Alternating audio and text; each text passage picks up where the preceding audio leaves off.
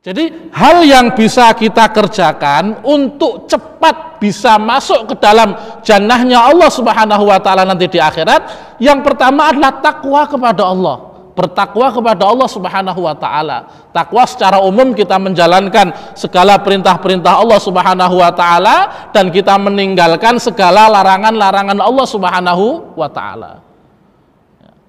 Kalau dalam tafsir Ibnu Katsir disebutkan perkataan Ibnu Mas'ud ketika mengomentari firman Allah Subhanahu wa taala, ya ayyuhalladzina amanuttaqullaha haqqa tuqatih wa la tamutunna illa wa antum muslimun. Wahai orang-orang yang beriman, bertakwalah kalian kepada Allah dengan sebenar-benar takwa, haqqa tuqatih. Maka sahabat Ibnu Mas'ud mentafsirkan bahwa makna daripada haqqa tuqatih, yang pertama kata beliau apa? Ayyuta'a wala fala yu'sa. Hendaknya Allah Subhanahu wa taala ditaati dan tidak dimaksiati. Apapun itu perintah yang datang dari Allah Subhanahu wa taala, segala perintah-perintah yang Allah perintahkan kepada kita, pertama yang harus kita sikapi adalah apa? Kita harus punya keyakinan bahwa setiap perintah yang Allah perintahkan di muka bumi ini pasti akan mengandung kemaslahatan. Meskipun bisa jadi kita berat.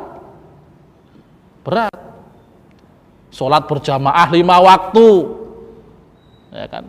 Bisa jadi menurut sebagian orang ini berat. Kenapa? Karena ini kontinu. Kalau kata motivator-motivator itu apa? Sesuatu yang dikerjakan dengan kontinu itu akan berat walaupun sebenarnya ringan. Contoh ringan, kalau HP ini kan ringan Pak ya, paling kurang lebih 1 on lah, bahkan kurang, karena mungkin HP-nya terlalu bagus, ya kan. Tapi kalau ini kita pegang selama 5 jam dalam kondisi seperti ini, yang tadinya ringan dia akan menjadi apa? Menjadi berat. Karena memang kita kerjakan secara kontinu. Nah, bagi orang-orang yang mengerjakan sholat itu hanya karena melaksanakan tugas sebagai orang Islam, melaksanakan sholat hanya sebagai rutinitas karena statusnya sebagai seorang mukmin muslim, maka sholat 5 waktu yang dikerjakan di masjid bisa jadi akan menjadi sesuatu yang berat bagi dirinya. Nah, ma'asyiral muslimin rahimani wa rahimakumullah. Jadi setiap perintah yang Allah perintahkan kepada kita, yang pertama kali harus kita terapkan dalam hati kita, kita harus yakin bahwa perintah itu pasti mengandung kebaikan. Pasti itu. Kita nggak usah banyak berkomentar dulu. Dan ini dicontohkan oleh para sahabiah ketika turun perintah untuk berhijab.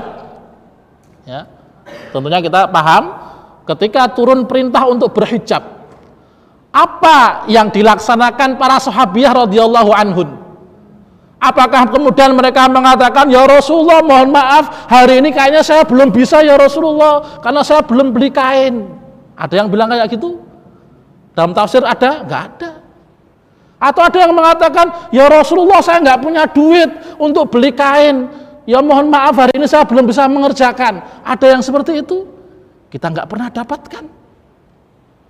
Atau alasan-alasan yang lain, ya Rasulullah di Mekah itu panas, kalau kepala itu harus ditutup dengan rapat, apa yang terjadi pasti kepala ini menguap. Ada yang semacam itu? Nggak ada. Apa yang dikerjakan oleh sahabiah?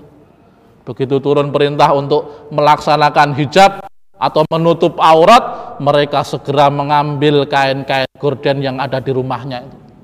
Penutup-penutup rumah diambil.